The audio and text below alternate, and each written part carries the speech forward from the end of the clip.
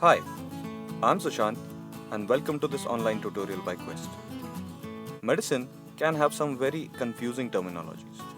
For example, you could have heard of hypoparathyroidism, but there is a condition called pseudo-hypoparathyroidism.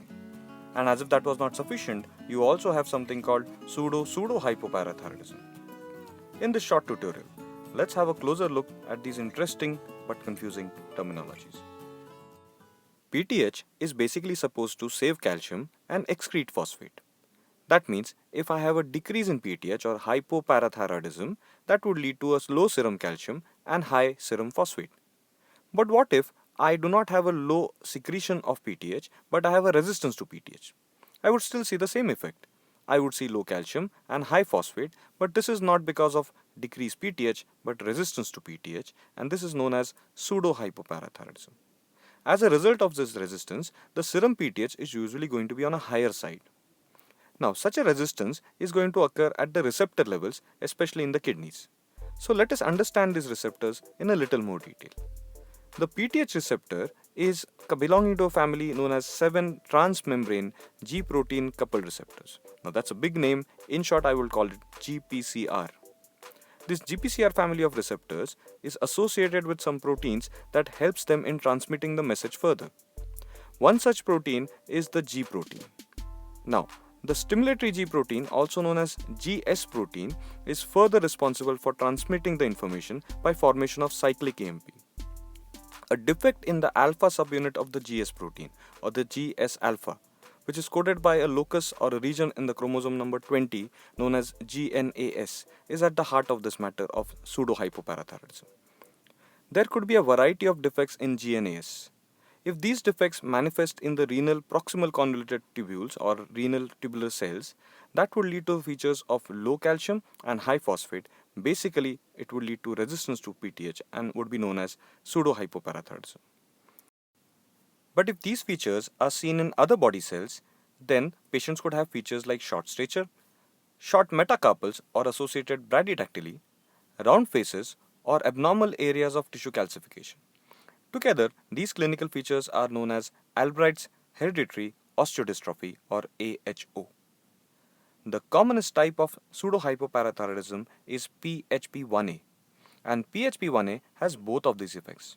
When I say both, I mean it has a low action of PTH on the kidneys as well as it has low action of GS alpha in the rest of the body, which means patient has features of AHO. The low action of PTH on the kidneys can be detected if you give parenteral PTH. Normally, giving parenteral PTH would lead to an increase in cyclic AMP in the urine. But if there is resistance in the kidneys, giving parenteral PTH will not be able to elicit this response of cyclic AMP.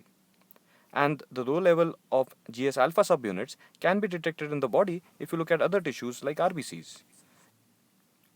One more interesting thing about PHP1A is that it is transmitted only from mothers.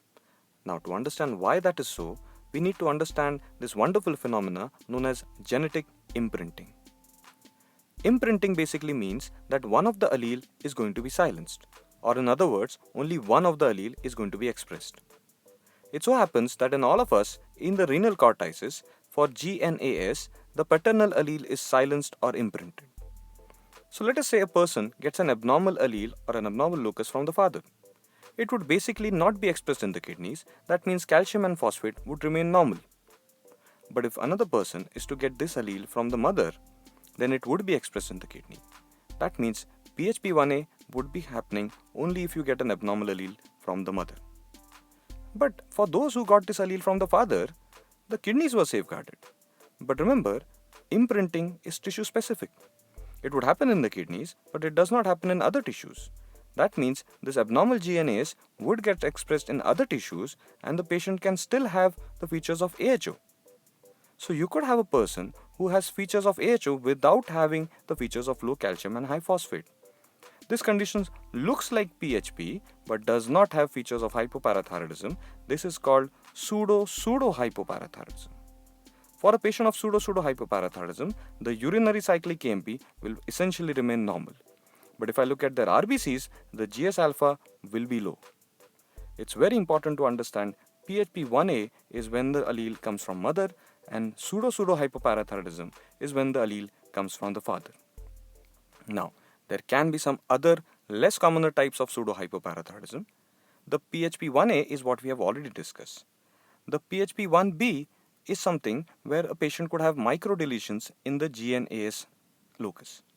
These deletions are basically inhibiting the expression only in the renal tissue. So patient has features of low calcium and high phosphate. But this do not inhibit the expression of GNS in other tissues. That means patient does not have the features of AHO. There is one last type of PHP, that is PHP2. Over here, the defect is not in the alpha subunit of GS, but the defect is at a level below the formation of cyclic AMP. So in such patients, I will still have PTH resistance. That means there will be low calcium, high phosphate, but the urinary response to PTH is essentially normal. Also, since the defect is not in GS alpha, the AHO features are also absent. To summarize, we have seen that PHP are genetic syndromes which are basically PTH resistance. The commonest type is PHP1A, and that has associated features of AHO. This PHP1A is transmitted from mothers, and that's because of an interesting phenomena of genetic imprinting happening in the renal cortices.